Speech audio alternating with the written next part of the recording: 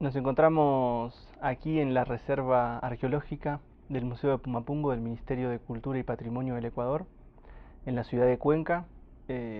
Tuvimos la oportunidad de poder realizar una investigación que consistió en el análisis de los sistemas acústicos precolombinos, de los objetos sonoros, y además pudimos realizar las réplicas de estos instrumentos. Todo este proceso de investigación es una oportunidad única que nos ha brindado el Museo de Pumapungo, al cual estamos muy agradecidos, ya que pudimos trabajar con los instrumentos originales y poder escuchar, grabar, poder fotografiar los sonidos ancestrales tal cual como fueron hechos en la época precolombina. Eso es algo fundamental para la investigación que realizamos desde nuestro proyecto Sonidos de América, el hecho de poder tomar contacto con los objetos originales. Mi participación en este proyecto de investigación, estuvo centrado en lo que fue el registro fotográfico, el registro audiovisual y registro sonoro.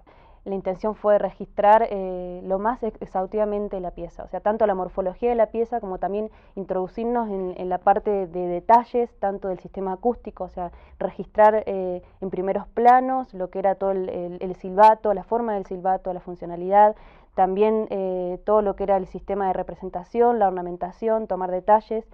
Afortunadamente el museo nos dio acceso a los originales, entonces pudimos trabajar reproduciendo los instrumentos con los originales. Esta fase fue muy interesante porque cuando uno empieza a trabajar en detalle sobre las piezas, de alguna forma es como que te conectás con el instrumento, ¿no? Y podés ver la mano del artista, la mano del artesano, del ceramista cuando realizó la pieza. Lo más importante, más allá de que el objeto sea hermoso, son los secretos acústicos que estos instrumentos tienen. Y realmente es esta oportunidad que nos permitió poder escuchar hasta los más mínimos detalles y poder replicar exactamente el mismo sonido, lo que hace de esta investigación algo trascendental, no solo para este proyecto, sino para el museo, para el Ecuador y para toda América, el hecho de poder recuperar los sonidos, hacer las réplicas y poder ejecutarlas luego en performance en vivo o para diferentes investigaciones y tener exactamente el mismo sonido. En el registro audiovisual pudimos ver, y el registro sonoro también, pudimos ver que algunas de las piezas no funcionaban, que algunas de las piezas estaban rotas. Esto fue interesante porque nos propusimos recuperar estos sonidos que se habían perdido. Entonces, durante el replicado que vino luego del registro fotográfico audiovisual, hicimos una recuperación de los silbatos, o sea, hicimos una réplica exacta de los sistemas acústicos, de los instrumentos, tanto de los que funcionaban como de los que no funcionaban, y pudimos recuperar, en algunos casos, volver a escuchar esos sonidos que se habían perdido.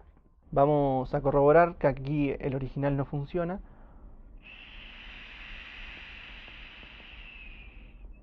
Y aquí vamos a mostrar la réplica que ya está con el sonido, con los silbatos arreglados.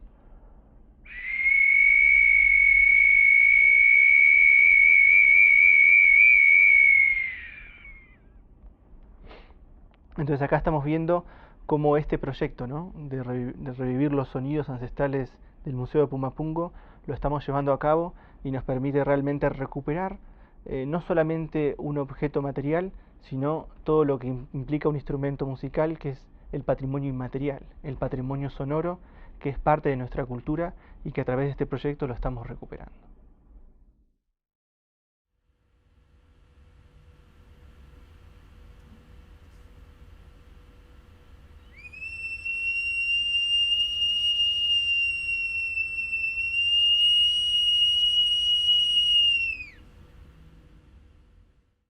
Dentro de los instrumentos quizás más antiguos y más primitivos que hay aquí en la Reserva Arqueológica del Museo de Pumapungo, están estos pequeños silbatos de la cultura tolita que nos permiten ver cómo fueron pensando y diseñando estos sistemas acústicos que al parecer son muy sencillos, pero tienen su complejidad, ya que según la separación que tenga el canal de insuflación con el huequito que tiene la bolita que produce el sonido, vamos a tener diferentes tipos de sonidos, algunos con un poco más de soplido y otros sonidos más puros. Vamos a ver las diferencias. Este es un sonido mucho más puro.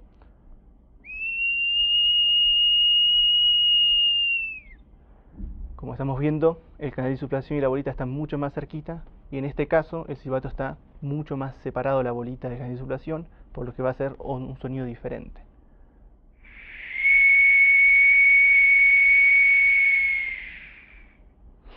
Esta simple diferenciación entre estos dos silbatos nos está mostrando que es la base de los sistemas acústicos de los aerófonos precolombinos. ¿Por qué? Porque los instrumentos que estamos viendo aquí en esta mesa se desprenden de estos simples modelos.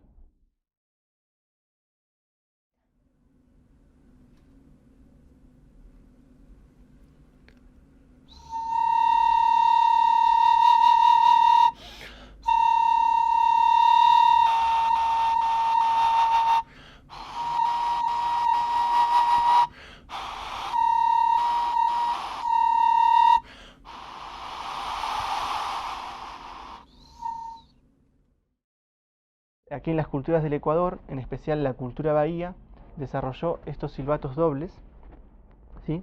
Que son muy bellos por la ornamentación de la figura humana que tiene, y tiene dos silbatos adentro, y cuando soplamos por este canal de insuflación tenemos unos efectos no solamente de silbatos monofónicos cada uno, sino que con la obturación de los orificios logramos tener otro tipo de cambios melódicos.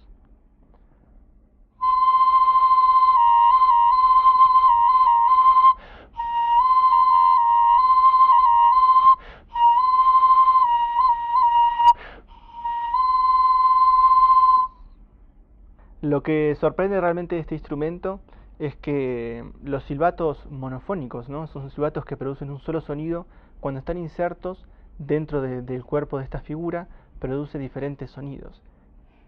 Y eso es algo realmente muy representativo de las culturas precolombinas, que con objetos muy sencillos, con sistemas acústicos muy básicos, han podido desarrollar todo tipo de instrumentos y de creatividad a través de la simbología y de los animales sagrados y también de seres sobrenaturales, en los que han puesto en los sonidos en interacción con estos seres, lo que nos está mostrando una conexión con esos mundos a través de los sonidos. Lo interesante de los instrumentos, los instrumentos sonoros prehispánicos, es que más allá de tener una funcionalidad en cuanto a sonoridad, tiene una función ritual, ¿sí? Y eso lo podemos ver en la ornamentación. O sea, quizás el silbato es una pequeña parte, o sea, el silbato en este caso es esta pieza, ¿no? O sea, es diminuta. Y esto funciona como una cámara acústica, por supuesto, pero el resto o sea, el resto de trabajo, que quizás es un 80% de lo que es la pieza, tiene una función cosmogónica, ritual o simbólica.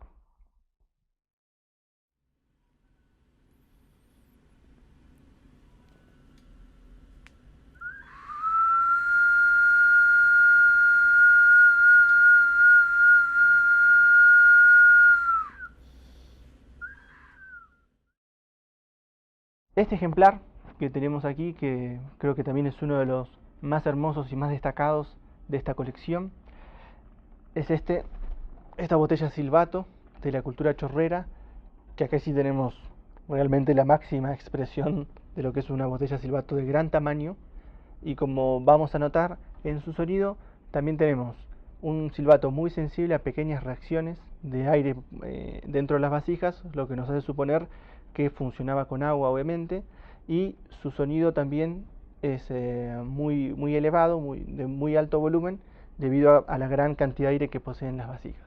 Vamos a probarlo.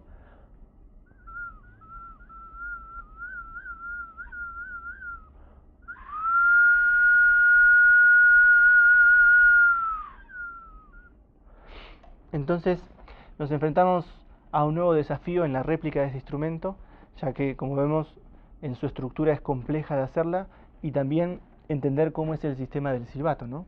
Ya que lo que notamos acá es que en la cima de esta botella tenemos una representación de un pájaro, y aquí tenemos el sistema del silbato. Entonces, cuando nos decidimos hacer la réplica, nos dimos cuenta que teníamos que prestarle mucha atención al diseño del silbato, y logramos casi exactamente el mismo sonido.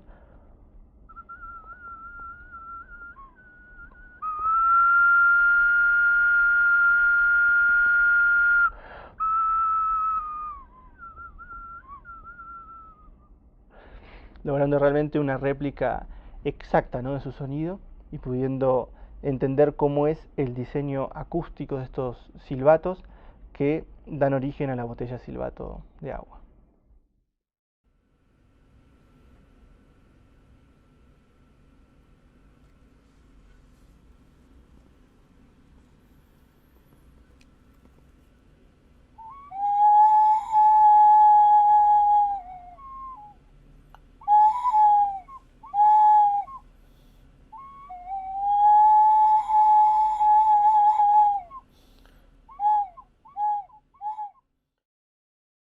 En el caso de la cultura Yamacoaque es sumamente interesante y para nosotros fue atrapante conocer todas las vasijas de esta cultura, porque como podemos ver las vasijas son muy surrealistas, o sea, en cambio ser más realistas como son los chorreras, podemos ver seres extraños, ¿no? Como seres humanos que tienen como una mutación hacia animales o seres mitológicos. Bueno, y es muy interesante porque muestra que el artista, el ceramista, el que ornamentaba la vasija tenía otro vuelo, ¿no? Otro vuelo imaginativo y otra búsqueda también. En este caso tenemos una botella silbato, en donde el silbato está dentro de esta caja de resonancia que es la cabeza del personaje, y es un silbato de mediano a gran tamaño, ya vamos a escuchar su sonido, y lo que produce cuando está esta cabeza de resonancia con sus 16 agujeros, producidos a propósito, ¿no? Ya que si no, no funcionaría, logramos 2 o 3 sonidos dentro de la misma vasija, como vamos a escuchar ahora.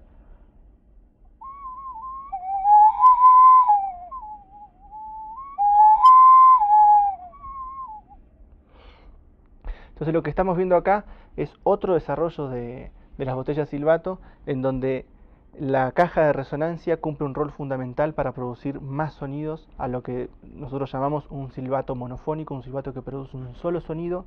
Dentro de la cabeza puede producir varios sonidos. Pero el reto principal de esta pieza fue poder reproducir y poder recrear que la réplica tuviera esos 2 o 3 sonidos. Y ahí estuvo uno de los desafíos más importantes, que aquí tenemos la réplica de esta hermosa vasija. Está aún sin cocinar, pero produce un sonido excelente. Y como vamos a ver, pudimos lograr replicar casi en su exactitud el mismo sonido.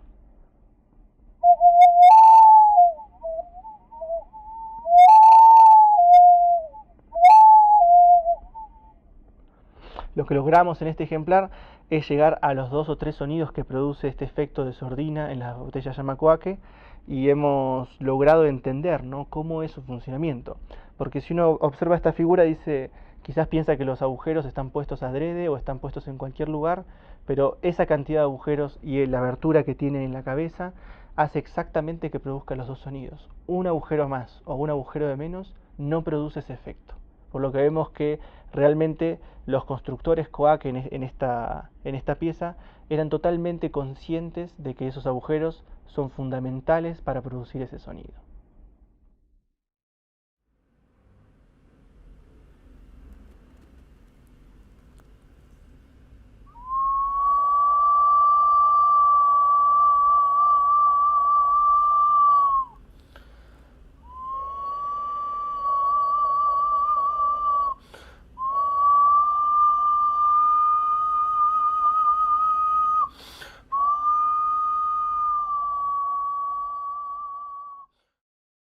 En cuanto al el sistema de ornamentación de las piezas, podemos ver que diferentes culturas tienen diferentes sistemas, ¿no? Como diferentes búsquedas también. Como podemos ver, la cultura chorrera, que es el caso de esta vasija doble, el caso del mono, de la zarigüeya, de la calabaza, los sistemas de representación son más realistas, ¿no? Pero en el caso quizás de un ejemplar muy importante para las culturas del Ecuador, que es esta botella silbato con forma de mono, es que silbato se encuentra en el interior de la cabeza del mono. Y esto es uno de los aspectos fundamentales, ya que los sonidos que se producen cuando el silbato no tiene una caja de resonancia es diferente, y cuando está dentro de la cabeza lo que vamos a escuchar es que tiene un sonido totalmente diferente. Y lo que nos permite ver es que en este desarrollo de las botellas silbato la cabeza ha cumplido un rol fundamental. ¿Por qué? Porque como vimos en este ejemplo, el mono tiene un solo silbato de un diámetro pequeño, adentro de una cabeza también relativamente pequeña, y solamente tiene 3 orificios, que están aquí, que lo que observamos en estos 3 orificios es lo que le permite respirar al silbato y poder sonar. Si la cabeza estuviera totalmente cerrada, el silbato no podría producir ningún sonido porque no tiene aire para poder producir el efecto acústico del silbato.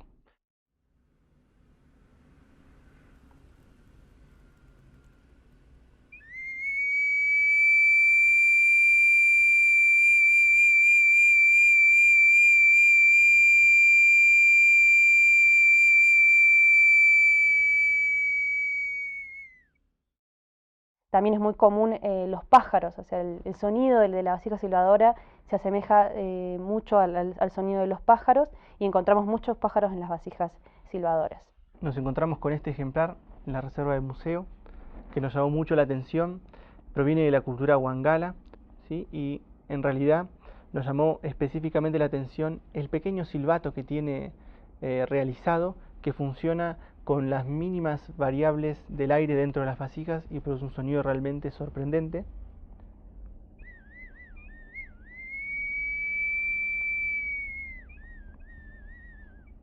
Entonces lo que estamos viendo aquí, que cuando el silbato es muy sensible, muy posiblemente funcione con la acción del agua en su interior. Por eso a estas vasijas las hemos llamado vasijas silbadoras o botellas silbato de agua, ya que funcionan con el accionar de este elemento.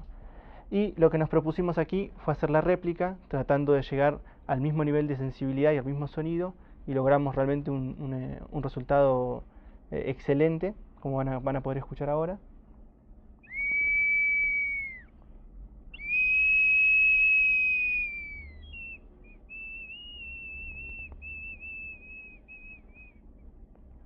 Si se fijan, reacciona de la misma forma, ¿no?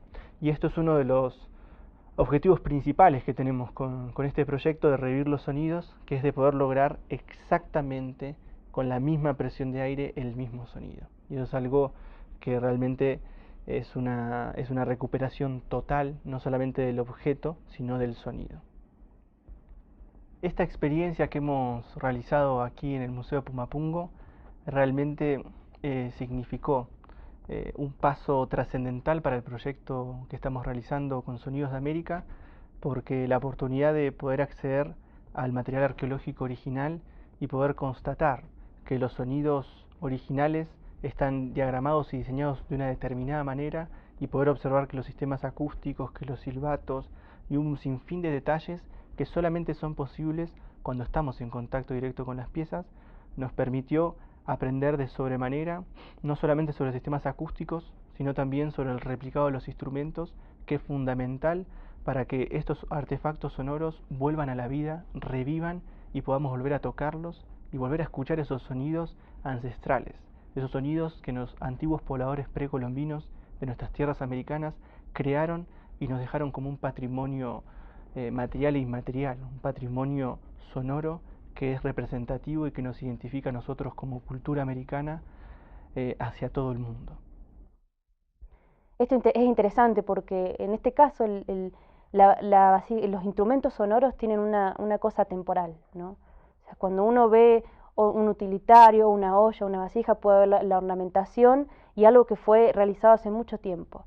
Pero cuando uno puede escuchar el sonido, o sea, ese sonido es el mismo que sonó hace miles de años. O sea, y eso es muy interesante el instrumento, ¿no? O sea, que podemos conectarnos de alguna forma con, o sea, es como un puente en el tiempo que podemos volver a través del sonido a lo que fue ese momento. Entonces es importante ser consciente mientras uno va trabajando con esa pieza, mantener el respeto hacia la pieza, tratar de conectarse y pedir permiso. O sea, tanto para manipularla, tocarla, como también para replicarla, ¿no? O sea, todo el tiempo mantener ese respeto y ese permiso a algo que o sea, nos excede a nosotros. O sea, uno nunca sabe si es uno el que accedió al museo y eligió el instrumento, o es el instrumento el que lo elige a uno, ¿no?